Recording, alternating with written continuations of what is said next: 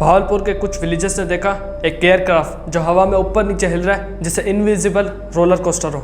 तीसरे लूप के बाद वो सीधा ज़मीन की तरफ गिरा और मिट्टी में धंस गया। फिर वो एक्सप्लोड हुआ और फ्यूल के जलने के बाद एक आग का गोला बन गया। वो एयरक्राफ्ट था पाक 1, जिसमें जनरल ज़ियाउल हक और उनके साथ 29 और क्रू मेंबर थे। ये एयरक्राफ्ट भावलपुर के पास सतलज रिवर के करीब क्रैश हुआ और अगस्त 17, 1988 16 ईयर ओल्ड ज़ियाउल हक दुनिया छोड़कर चले गए। Good evening. Pakistan's President General Mohammad Zia-ul-Haq was killed today in a plane crash. Next year 1989 में यूएसएसआर ने अफगानिस्तान से विड्रॉ कर दिया क्योंकि उनके लिए वार जीतना काफ़ी मुश्किल हो गया था। मुजाहिदीन के पीछे पाकिस्तान, अमेरिकन और कई और कंट्रीज़ का सपोर्ट था। दूसरी तरफ यूएसएसआर के खुद के कई सोल्जर मर रहे थे, इकोनॉमी वीक हो रही थी, लोगों में गुस्सा था और सब थक चुके थे इस जंग से। इसलिए 1989 में यूएसएसआर ने ऑफिशियली अपनी आर्मी वापस बुला ली। The retreat of Soviet military power from Afghanistan is complete. The last of Russia's regular army invasion force is out. अब बहुत सारे अफगान मुजाहिदीन के पास कोई कॉमन पर्पस और क्लियर गोल नहीं था, इसलिए सब अलग अलग ग्रुप्स में डिवाइड हो गए, जो उनकी एथनिसिटी, रिलीजियस और बाहर से मिलने वाली एड पर डिपेंड करता था। इसी में से एक ग्रुप था अलकायदा।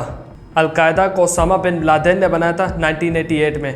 अलकायदा में वो अरब फाइटर्स थे जो मुजाहिदीन के साथ अफगानिस्तान में यूएसएसआर के साथ लड़े थे। इनका मेन गोल था ग्लोबल जिहाद, स्पेशली वेस्ट के खिलाफ।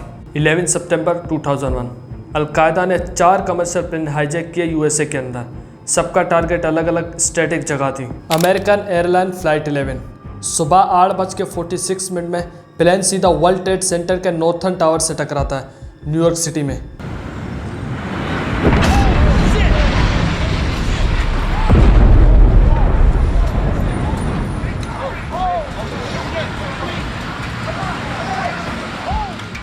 यूनाइटेड स्टेट एयरलाइन फ्लाइट 175 ये फर्स्ट अटैक के 15 मिनट बाद वर्ल्ड ट्रेड सेंटर के सेकेंड टावर पर टकराता है।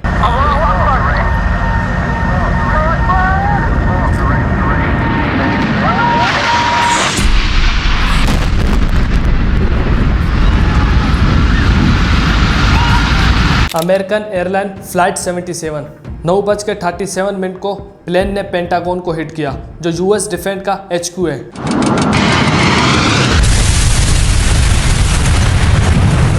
यूएस एयरलाइन फ्लाइट 93 इसका टारगेट या तो व्हाइट हाउस था या तो यूएस का कैपिटल, बट पैसेंजर की बहादुरी की वजह से ये अपना टारगेट अचीव नहीं कर पाए और पेंसिल्वेनिया के एक फील्ड में क्रैश हो गया। इस टेररिस्ट अटैक में तकरीबन 3000 लोगों की जान गई। 20 सितंबर 2001 जॉर्ज W. बुश ने एक स्ट्रॉन्ग स्टेटमेंट दिया वर्ल्ड को, you are either with us or with the terrorist. 7 अक्टूबर 2001 में यूएस ने ऑपरेशन एंड्योरिंग फ्रीडम लॉन्च किया और तालिबान के खिलाफ एयर स्ट्राइक शुरू हुई। तालिबान के खिलाफ वार इसलिए स्टार्ट हुई, ओसामा बिन लादेन और अलकायदा के शेल्टर और ट्रेनिंग कैंप्स अफगानिस्तान में थे और उस वक्त अफगानिस्तान में गवर्नमेंट तालिबान की थी। जब 9/11 के बाद अमेरिकन ने डिमांड की तालिबान ओसामा बिन लादेन को अमेरिकन के हवाले करे, तो तालिबान ने साफ मना कर दिया। ऑपरेशन एंड्योरिंग फ्रीडम का ऑब्जेक्टिव था अलकायदा नेटवर्क को डिस्ट्रॉय करना, तालिबान रिजिम को हटाना जो अलकायदा को सपोर्ट कर रही है, अफगानिस्तान में एक democratic anti terror government establish करना। जब अमेरिकन ने तालिबान पर वार डिक्लेयर किया तो पाकिस्तान ने एक इम्पोर्टेंट एलाय बनकर सपोर्ट किया। यूएस को एयरबेस और इंटेलिजेंस सपोर्ट दिया। तालिबान और अलकायदा फाइटर को पकड़ने में हेल्प की। पाकिस्तान के ट्राइबल एरिया जैसे फाटा में डोर और सर्विलेंस एयर स्ट्राइक अलाउ किए। इसमें कई इनोसेंट पाकिस्तानी भी मारे गए। इसी दौरान पाकिस्तान और अलकायदा के कई फाइटर पाकिस्तान के ट्राइबल एरिया में इंटर हुए और उन्होंने वहीं के कुछ मिलिटेंट के साथ स्ट्रॉन्ग अलायंस बनाए। उस वक्त पाकिस्तान के कई रिलीजियस एक्सट्रीमिस्ट ग्रुप को लगा पाकिस्तान की गवर्नमेंट अमेरिकन के साथ मिलकर मुसलमान भाइयों के खिलाफ जंग लड़ रही है। इस वजह से कई रिलीजियस एक्सट्रीमिस्ट ग्रुप ने अपनी लॉयल्टी बदल दी और पाकिस्तान के ही खिलाफ गन घुमा दी। फॉर एग्जाम्पल जैश-ए-मोहम्मद के एक ग्रुप ने 2003 में मुशर्रफ पर हमला भी किया था, बट ये सिचुएशन ज़्यादा एस्केलेट तब हुई जब 3 जुलाई 2007 को पाकिस्तान आर्मी ने लाल मस्जिद ऑपरेशन किया। इसमें लाल मस्जिद के इमाम और उनके सपोर्टर के साथ वायलेंट क्लैशेस हुए। इस ऑपरेशन ने पाकिस्तान के मिलिट्री एक्शन के खिलाफ एक्सट्रीमिस्ट ग्रुप को और गुस्सा दिलाया। अमेरिकन की हेल्प, उसके बाद लाल मस्जिद का इंसिडेंट। साल था 2007 दिसंबर का महीना। बैतुल मसूद ने टीटीपी बनाई।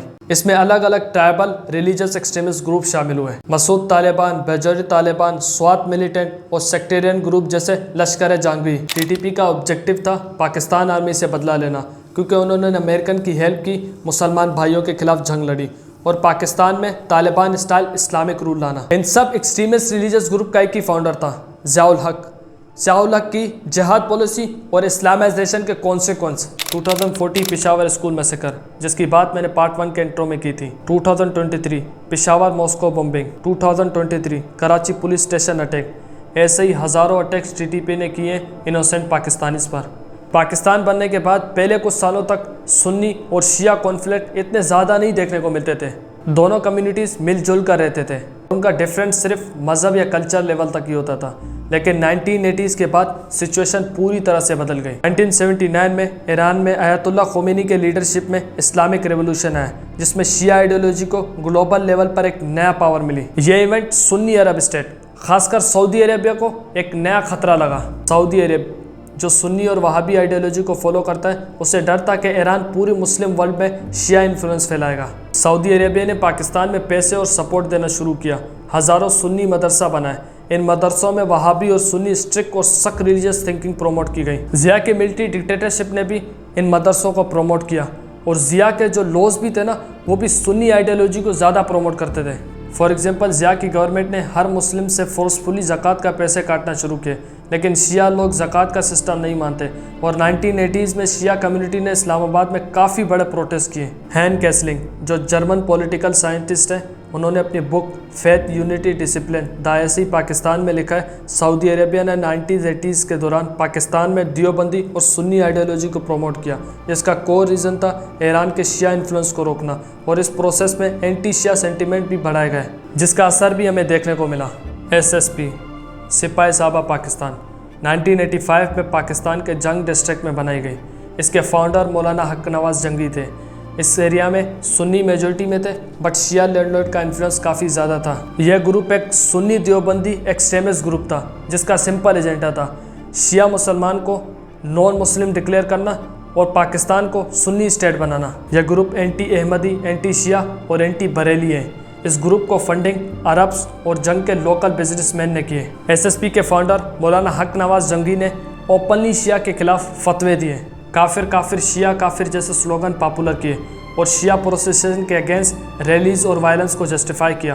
कुरान की असलियत का इनकार करे वो मुस्लिम है या काफिर है।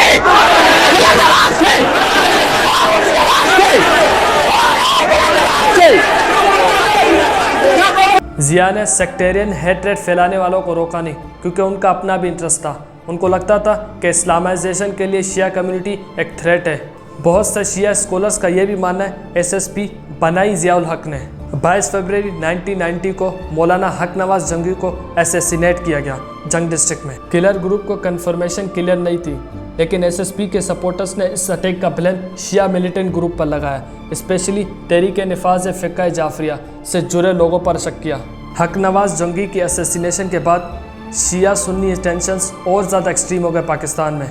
1996 में LEG बना लश्कर जंगी, लेकिन उसका ग्राउंड वर्क 1991 और 1992 में स्टार्ट हो गया था, जब SSP के कुछ लीडर जैसे रियाज बसरा, मलिक इशाक, अकरम लाहौरी और ज़्यादा वायलेंट अप्रोच चाहते थे। इनके नज़दीक SSP का पॉलिटिकल सेटअप काफ़ी सॉफ्ट था, इसलिए इन्होंने LEG बनाई, प्योर मिलिटेंट ग्रुप। 1990s से लेकर 2000s तक LEG ने कराची, लाहौर, जंग और कोयटा में शिया डॉक्टर को सिस्टमेटिकली टारगेट किया, शिया पॉलिटिशियन और रिलीजियस लीडर्स पर अटैक किया, शिया मस्जिद पर बॉम्ब ब्लास्ट किए।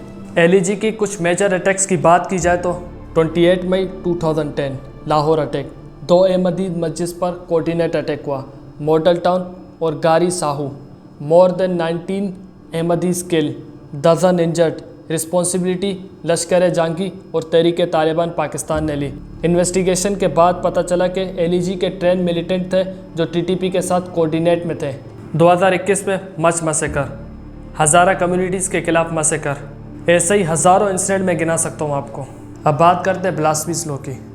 पाकिस्तान का blasphemy law origin British era से। पाकिस्तान का ब्लास्फेमी लॉ असल में ब्रिटिश हुकूमत ने बनाया था। उनका मकसद था हिंदू मुस्लिम क्रिश्चियन कम्युनिटी में पीस रहे, लेकिन तब इसका स्कोप काफ़ी लिमिटेड था।